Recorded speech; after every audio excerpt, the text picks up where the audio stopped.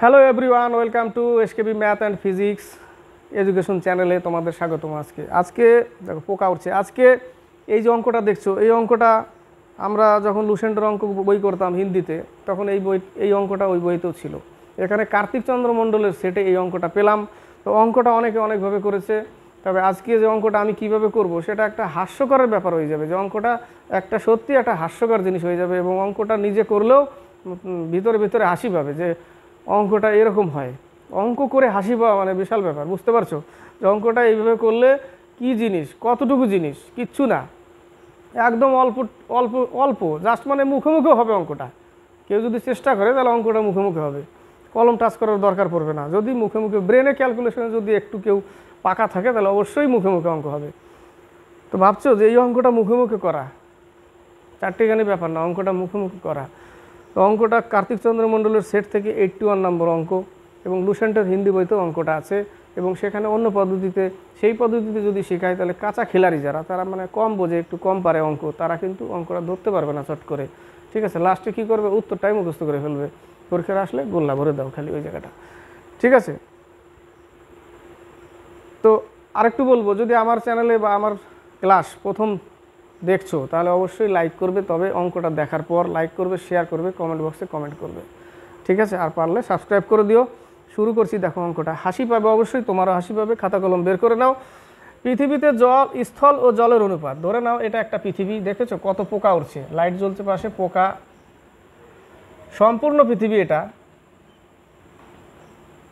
উত্তর দক্ষিণ এটুকুই দরকার আমার। সম্পূর্ণ পৃথিবীতে স্থল ও জলের অনুপাত 1:2। সম্পূর্ণ পৃথিবী এটা স্থল, এটা হচ্ছে স্থল, এটা হচ্ছে জল। স্থল আর জলের অনুপাত 1:2।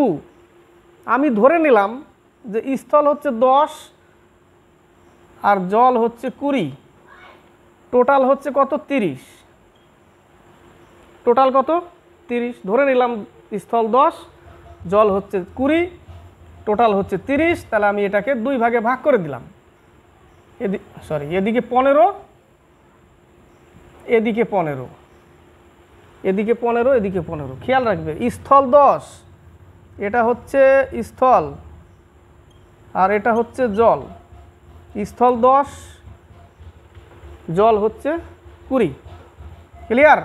এবার এই যে 30, টোটাল ইউনিট কত, 30। 30কে আমি 2 ভাগে ভাগ করতেই হবে আমাকে, যেহেতু অর্ধেক অর্ধেক। 15কে আমি 30কে 2 ভাগে ভাগ করে দিলাম। 2 ভাগে ভাগ করার পরে এবার কি করব, এই যে 15, এটা হচ্ছে 2:3 এর মধ্যে। তাহলে 15-র মধ্যে 2/5। 2/5 কেন, 2/3 মানে 2/5। তাহলে এটা কি, এটা স্থল, এই 3 হচ্ছে জল। 3 জল, 2 অনুপাত স্থল। তাহলে 2/5, তার মানে 3 × 5 = 15। 6 কি পেলাম, স্থল। 6 পেলাম স্থল, কিন্তু আমার স্থলের ভাগ কত, সম্পূর্ণ। সম্পূর্ণ স্থল তো 10, তার মধ্যে 6 উত্তর গোলার্ধ নিয়ে নিয়েছে।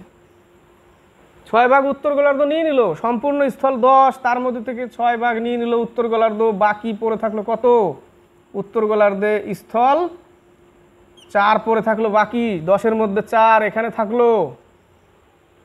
ক্লিয়ার? এবার 3/5।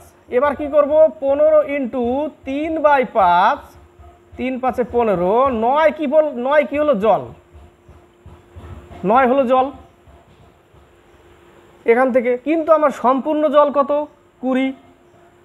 তার 9 অংশ নিয়ে নিল, 9 ভাগ নিয়ে নিল উত্তর গোলার্ধ। সম্পূর্ণ জল কত, 20। ক্লিয়ার? সম্পূর্ণ জল 20 নিয়ে নিল 9 উত্তর গোলার্ধ। বাকি পড়ে থাকলো কত, 20 থেকে 9 বিয়োগ দিলে 11। 4:11 পড়ে থাকলো এইদিকে। তাহলে স্থল আর জল। আশা করি বুঝতে পেরেছো। তো ইন্টারেস্টিং, ঠিক আছে, খুবই মজাদার এবং ইন্টারেস্টিং। 10 থেকে 6 যদি স্থল নিয়ে নেয় তাহলে 10 থেকে 6 বাদ দাও। সম্পূর্ণ স্থল হচ্ছে 10, তার থেকে 6 স্থল এইখানেকার উত্তর গোলার্ধের। তাহলে বাকি পড়ে থাকলো স্থল কোথাকার, দক্ষিণ গোলার্ধের। দক্ষিণ গোলার্ধের 6 স্থল। সম্পূর্ণ হচ্ছে 20 জল, তার মধ্যে 9 নিয়ে নিল উত্তর গোলার্ধ জল, তাহলে বাকি পড়ে থাকলো 11 জল, বাকি তাহলে এখানেই থাকবে 4:11।